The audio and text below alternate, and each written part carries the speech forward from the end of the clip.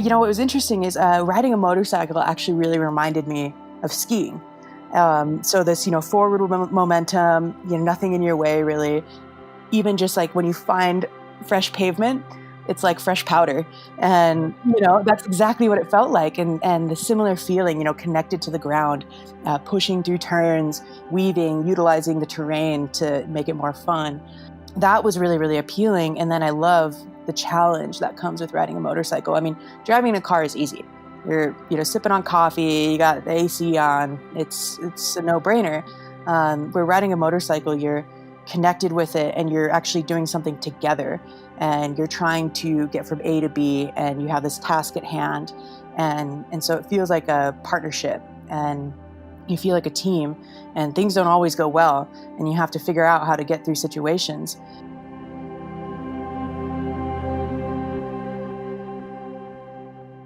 My name is Kalen Thorien. I'm from Salt Lake City and I am a professional skier, motorcyclist, adventurer, and photographer.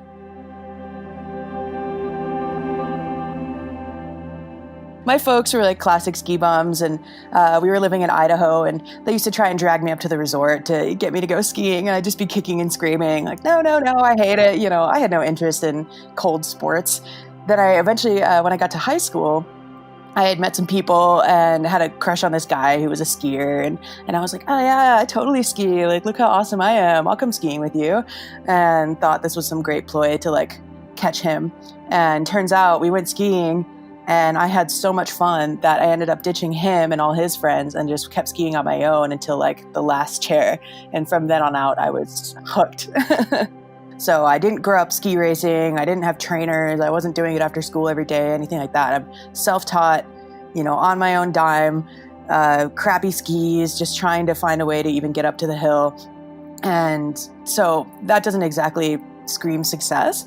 But after high school, I moved out to Utah, which is the mecca of skiing, and became a ski bum. So I was making minimum wage, washing dishes, picking up trash, and got to ski every day at Alta.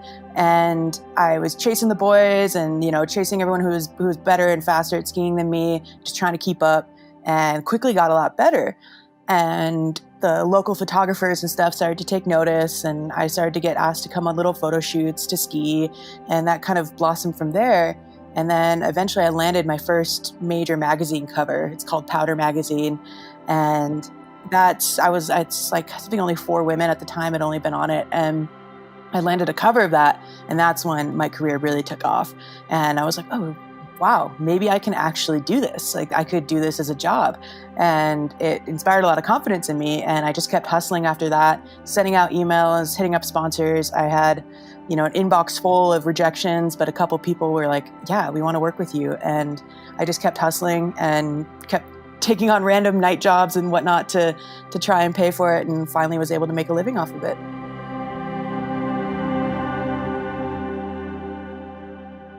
Even for me, it was surprising the impact that skiing had, because I wanted to just kind of do the cookie cutter life. I wanted to go to a good university and get a really good job. And then when I started skiing, it gave me a confidence and sort of a sense of fulfillment that I had never experienced before. Just like any angsty teenager, you're looking for something that inspires you and that, really, really gives you some good, you're looking for a passion.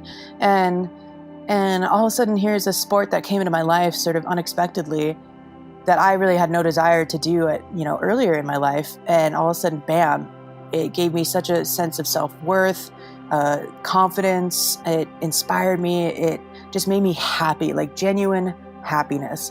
And that was the feeling I was chasing, was just that waking up in the morning and having a smile on your face. And I knew that feeling is what I wanted. I could just be flipping burgers my whole life as long as it meant that I was skiing, and I was okay with that. And still to this day, now that's carried over into other things like riding motorcycles. That's kind of what has kept me doing it. It's all passion driven. It's not driven by the opportunity to succeed. It's just to be happy. I mean, there is literally no roadmap for how to do this. It's not like go to college, get your degree, and then you have a job. It is so Wild West out here, especially for women. And it's pretty hard for women to make a career out of this. And so, yeah, my mother was just heartbroken. She wanted me to go to college and be successful in that way. My dad just has always just been like, it's your life. I trust you, just don't do something stupid, which was actually the perfect advice. And then, so my mom was heartbroken when I walked into, so I dropped out of college. That didn't help. And I went for a whole 2 months and then was like, nope, this isn't for me. I want to go skiing. My mother's heartbroken when we're sitting in the office signing the papers that I'm leaving. And then, so that sucked for her. And then I got the Powder magazine cover though. And she was like, okay, well, I see something. But then, it's like, but are you making money, Kalen? I'm like, no. And so I became a wildland firefighter in the summer to help pay for my winters. And so she's like, oh, government career. Okay, so there's longevity here. And so I did that for a few summers. And then when I was like, hey, I'm going to quit being a firefighter, again, broken heart. She's like, but Kalen, there's like retirement packages and, you'll be able to have a living. And I'm like, but Mom, I don't like it. Yeah, I'm like, I don't like it. It doesn't make me happy. And so that was another moment. But when I signed that contract with Solomon, finally she was like, okay, my daughter, she just wants the best for me, make sure that I have food on the table and a roof over my head. So once that was signed, she was actually very proud of me. And she was like, I never understood what the hell you were doing, but it looks like it worked. I have a slightly different story. I've always been a little jealous of, the kind of generational Harley owners and people that my grandpa rode one and great grandpa rode one. And I am the first generation Harley rider and owner in my family. But the seed was definitely planted when I was young because of my dad. So like I said, I was a tomboy. And we grew up wrenching together, and he bought me my first car, which was a 1974 CJ5 that didn't run. So we spent the summer fixing it together, and he had an old Honda like sport bike. So that was about the only slight taste of motorcycles that I got. I rode on the back of it once. My mother was appalled, made him sell it. That was it.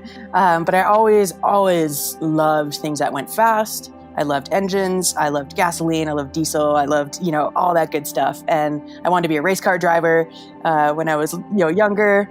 And so that seed was definitely planted. But then once I went down the ski bum road, I can barely afford a meal, let alone a motorcycle.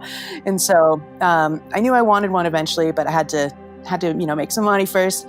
But as time went on, I did a really, really big, I was always making excuses as to why I couldn't do it. It was like, oh, it just sounds really hard. I've never ridden a motorcycle. Like, how do I even start? And making up all these excuses. And I went on a 18-day solo backpacking trip. And I put down 270 miles by myself in my own head, which gives you a lot of time to think and process things. And it was the hardest thing I'd ever done. And at the end of it, I was like, you know what? If I can do that, I sure as hell can get my motorcycle license. I went home and I started doing the research on it, and I found the Riding Academy and was like, oh, okay, wait, so my friend had just done it, and she's like, yeah, you just sign up and then you take your test and you have your license and you're done. And so I signed up for it, and then I started looking at motorcycles, and I found this awesome 1993 FXR for sale in Colorado, and it was within my budget. And so I bought it, grabbed a U-Haul the next day, went out and picked it up. And the guy, I see it, I'm like, it's like perfect, it's sold. It's my bike. I will definitely get this. I hadn't even taken the course yet, let alone, still didn't even know how to ride a motorcycle. And this guy's like, oh, do you want to test drive it? And I look at my wrist like I'm wearing a watch, which I wasn't. And I was like, oh no, I got to get going. I trust you. I'm sure it's fine. I just got to hit the road. I got to get home. And he's like, okay, well, yeah, just go ahead and load it up onto the trailer and it's yours. And I turned to him, I'm like, do you mind loading it on the trailer for me?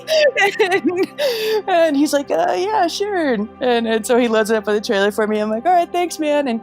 But he did have a sweet thing. He said, he looked at me and he had a little glint in his eyes because, it's his baby. And he was like, I have a good feeling this bike is going to a good home, that it's going to get used. And he gave me a big hug and sent me on my way.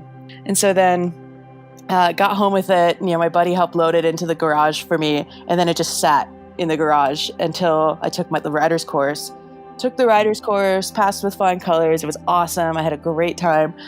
But then, these were all the bikes at the academy with all the roll bars, crash bars on them. And I get home, I'm like, I'm going to ride my FXR. And then I look at this like shiny FXR in the garage, and it took me a week because I'm by myself. Like, I don't have anyone to help me here. So the first step was just rolling it down the driveway. And then I would just like ride circles around the neighborhood. And then I went to the elementary school in the parking lot, and I would like ride circles there. And the next big step was like, oh, I made it to the gas station. And then, I went to the store, and I rode through another neighborhood, and I just branched out from there. And and then one day, a friend of mine who was actually really helpful with my riding, he's like, hey, let's go ride up to Guardsman Pass, which is a very sort of popular ride that everyone does here in Salt Lake. And I was like, okay, like I can do this. So we start going up. It's a twisting canyon. And he's like, we can turn around at any point, don't worry. I'm like, okay. And so we start riding up, and I'm going so slow, but just like slowly going up the canyon, going up, and I make it to the pass. And I hop off my bike, and I'm jumping for joy, and I'm so excited. After that, hit the freeways. A month later, I went on my first solo trip down to southern Utah, by myself, and went on a ride. And from then on out, that next summer, the FXR blew. Her and I put down 25,000 miles together in a summer.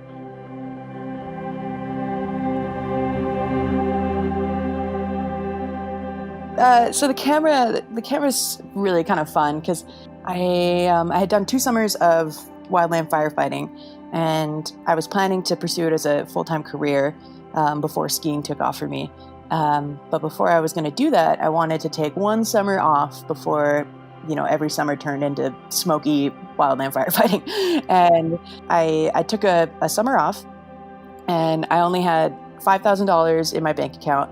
And I spent half of that on a new camera, and then just told myself I want to wake up in a tent as much as possible. So I did that. So I just like hit the road, and I was camping everywhere and backpacking and hiking and just taking photos of everything. And this is roughly when Instagram was really starting to take off. And so I was just posting for fun. The social media influencer thing hadn't really started yet. So I was just posting photos of all my adventures, my summer of love, I like to call it.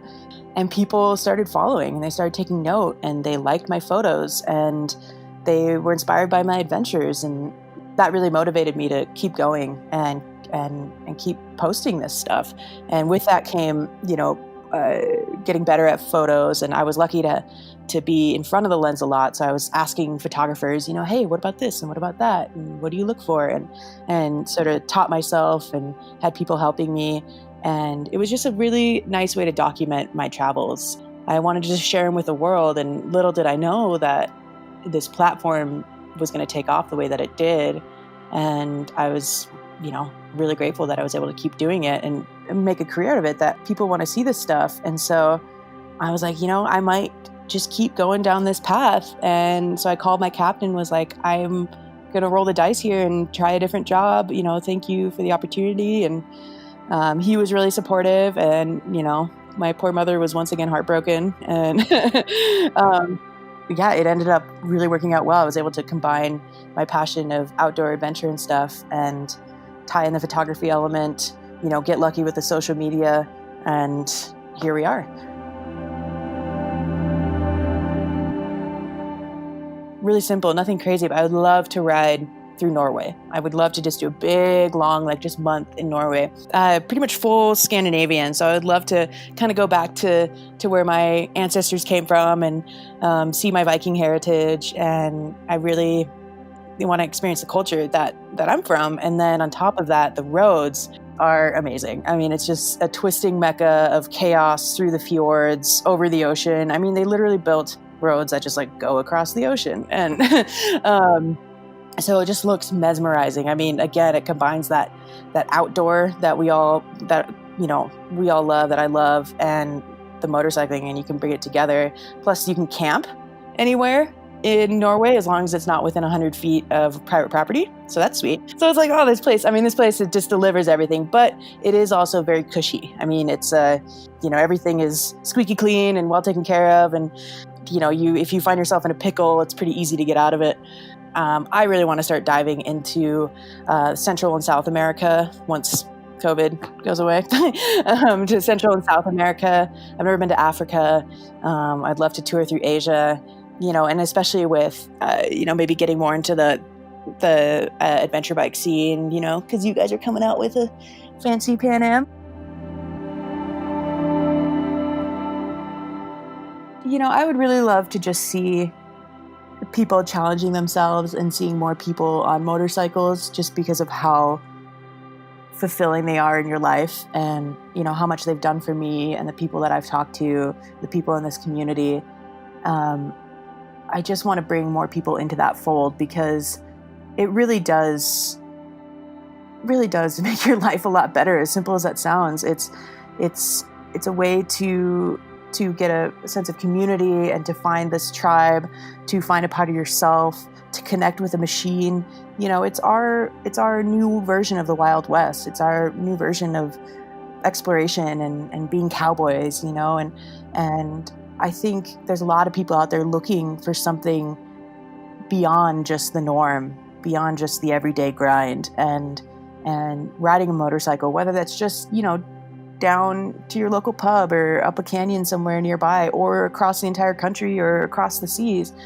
It doesn't matter. There's something about Harleys or something about motorcycles that brings your life to another level and brings your joy and your happiness to another level. And I'm hoping I can just see more people on it, especially people that maybe are struggling or having, even identity issues. That's how I fell in love with skiing and fell in love with motorcycles. I'm like, who am I? What am I about? And these are the things that gave me that sense of self-worth. And so I would love to just see more people, more women, more men, you name it, on motorcycles, and continue growing this tribe.